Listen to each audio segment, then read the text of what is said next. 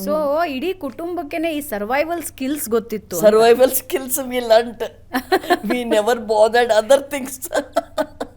ನೀವು ಅಲ್ಲಿ ಇಲ್ಲಿ ಪ್ರಾಕ್ಟೀಸ್ ಮಾಡಿಲ್ಲ ಅಂತ ಎಲ್ಲ ಅಲ್ಲೇ ತಯಾರಾಗ್ತಿತ್ತಲ್ಲ. 500 ವಾಸ್ ವೆರಿ ಬಿಗ್ ಅಮೌಂಟ್. ಅದು ಹಾಲು, ತಂಗಿಯವ್ರದ್ದು ಹೋಗೋದು ಬರೋದು, ಬಟ್ಟೆ ಬರೀ ಆಲ್ ದಟ್ ಛೋಟ ಥಿಂಗ್ಸ್, ಇನ್ಸಿಡೆಂಟಲ್ ಚಾರ್ಜಸ್, ಅದು ಎಲ್ಲ ಸರಿ ಹೋಯ್ತು. So they could complete that.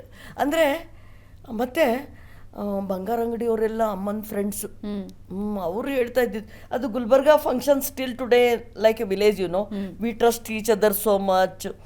ಅವರು ಬಂಗಾರ ಅಂಗಡಿಯವರು ಅಮ್ಮ ಹತ್ರ ಹೇಳೋದಂತೆ, ಅಮ್ಮನ ತವರೂರವರು ಗುರುಲಿಂಗಪ್ಪ ಅಂತಂದು, ನೋಡು ರತ್ನಮ್ಮ, ನಮ್ಮ ಮಕ್ಕಳಂತೂ MBBS ಮಾಡ್ತಾ ಇಲ್ಲ, ನಿನ್ನ ಮಗಳು ಮಾಡ್ತಾ ಇದ್ದಾಳೆ. ಸೊ ನಿನಗೆ ಯಾವಾಗ ಬೇಕು ಅವಾಗೆ ಪೈಸೆ ತೊಗೊಂಡು ಹೋಗಿ ನಮ್ಮ ಹತ್ರ. ಅಷ್ಟು ಬ್ಯೂಟಿಫುಲ್. ಮಾತಿನ ಮೇಲೆ ನಂಬಿಕೆ.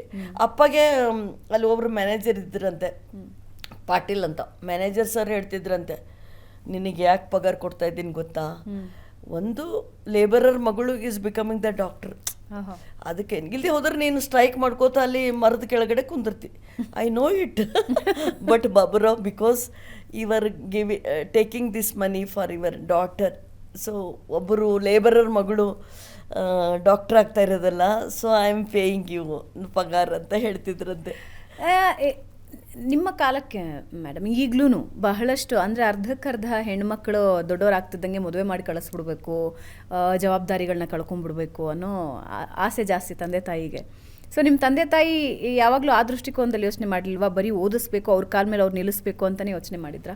ಓದಿಸ್ಲಿಕ್ಕೆ ಪ್ಲಾನ್ ಅಂದರೆ ಸೋಷಿಯಲಿನೂ ಅದೊಂದು ಪ್ರೆಷರ್ ಇರುತ್ತೆ, ಇಷ್ಟು ಜನ ಹೆಣ್ಮಕ್ಳಿದ್ದಾರೆ, ಮೊದಲು ಮದುವೆ ಮಾಡಿ ಕಳಿಸ್ರಪ್ಪ ಅಂತ. ಅದು ಅಪ್ಪ ಹಿ ಹ್ಯಾಡ್, ಅವರು ಎಷ್ಟು ವೆಲ್ ರೆಡ್ ಅಲ್ಲ ಇನ್ ಲೈಫು, ಎಜುಕೇಷನ್ ಏನು ಅಂತ ಅನ್ನೋದು ಹಟ್ಟಿಗೆ ಹೋಗಿ ತಿಳಿಸ್ತಿದ್ರಂತೆ. So he has experimented at home. ಅಂದರೆ ಮನೇಲಿ ಕೂಡ ಬೇರೆಯವ್ರಿಗೆ ಹೇಳಿದ್ರೆ ಆಗೋದಿಲ್ಲಲ್ಲ, ಎಕ್ಸ್ಪೆರಿಮೆಂಟೆಡ್. ಬಟ್ ಅವರಿಗೆ ಇಬ್ಬರಿಗೂ ಸಾಧು ಆಗ್ಲಿಕ್ಕೆ ಇಷ್ಟ ಇತ್ತಂತೆ. ಹಾಂ, ಅಪ್ಪಗೆ ಅಮ್ಮಗೆ ಸಾಧು ಆಗ್ಬೇಕಾದ್ರೆ you should have background, you know, somebody to take care. ಸುಮ್ಮನೆ ಸಾಧು ಆಗಿ ಅಂತ ರೋಡ್ ಮೇಲೆ ಓಡಾಡಿದ್ರೆ ಆಗೋದಿಲ್ವಲ್ಲ. ಸೊ ನನಗೆ ಬ್ಯೂಟಿಫುಲ್ ಎನ್ವೈರ್ಮೆಂಟ್ ಸಿಕ್ತು. ಸೊ ಅವ್ರಿಗೆ ಸಾಧು ಆಗ್ಲಿಕ್ಕೆ ಇಷ್ಟ ಇತ್ತಲ್ಲ. ಆಮೇಲೆ ನನ್ನ MBBS ಆದಮೇಲೆ ಅಪ್ಪ ಹೇಳಿದ್ರು, ನೋಡು ವಿಜಯ್, ನಿನ್ನ ಪೈಸೆ ಎಲ್ಲ ನಮ್ಗೆ ಬೇಕಾಗೋದಿಲ್ಲ, ಬೇರೆಯವರೆಲ್ಲ ಹೇಗೆ ಸಮಾಜ ಮಾಡಿಕೊಂಡೆಲ್ಲ ಇರ್ತಾರಲ್ಲ ಅದೇ ಥರ ನಿಂದು ಕೂಡ ಮ್ಯಾರೇಜ್ ಮಾಡ್ತೀವಿ ಅಂತಂದ್ರು. ಮತ್ತು ನಾನು ಅಪ್ಪಗೆ ಹೇಳಿದೆ, ನೋಡಪ್ಪ, ನನಗೆ ಅಷ್ಟು ದೊಡ್ಡ ಮನಸ್ಸಿಲ್ಲ.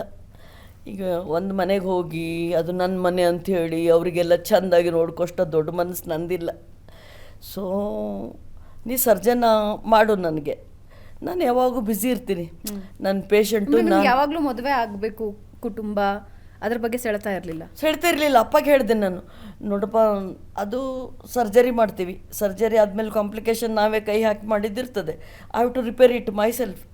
ಸೊ ಯಾವಾಗ ಬ್ಯುಸಿಯಾಗಿರ್ತೀನಿ, ನೀ ನನಗೆ ಸರ್ಜನ್ ಮಾಡು, ಮತ್ತು ಬಿಗ್ ಇನ್ಸ್ಟಿಟ್ಯೂಷನ್ ಕೊಡಿಸು ನನಗೆ, ವೆರಿ ಬಿಗ್ ಇನ್ಸ್ಟಿಟ್ಯೂಷನ್, ಅಲ್ಲಿ ಛೋಟ ನಂಗೆ ಆಗೋಲ್ಲ ಅಂತಂದು.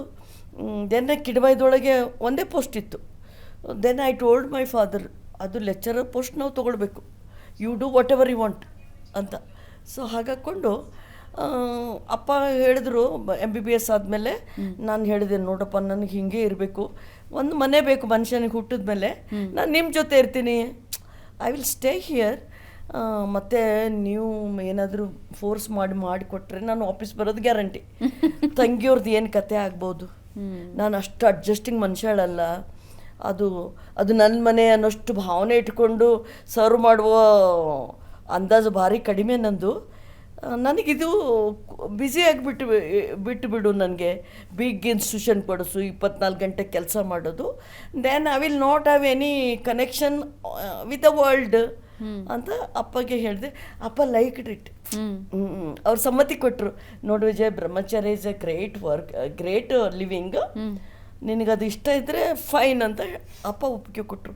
ಲಕ್ಕಿಲಿ ಐ ವಾಸ್ ಎಲ್ಡೆಸ್ಟ್ ಅಲ್ಲ, ತಮ್ಮ ನನಗೆ ಫೋರ್ಸ್ ಮಾಡಲಿಕ್ಕೆ ಅಮ್ಮ ಒಪ್ಪಿದ್ರು. ಮನೇಲಿ ಎನ್ವೈರ್ಮೆಂಟ್ ಆ ಥರ ಇತ್ತಲ್ಲ ಬದುಕಲಿಕ್ಕೆ. ಆಮೇಲೆ society started agreeing with me ಆ ಲೈಫ್ ಸ್ಟೈಲಿಗೆ. ಸೊಸೈಟಿ ಕೂಡ ನಂಬಬೇಕಲ್ಲ ಅಲ್ಲಿ.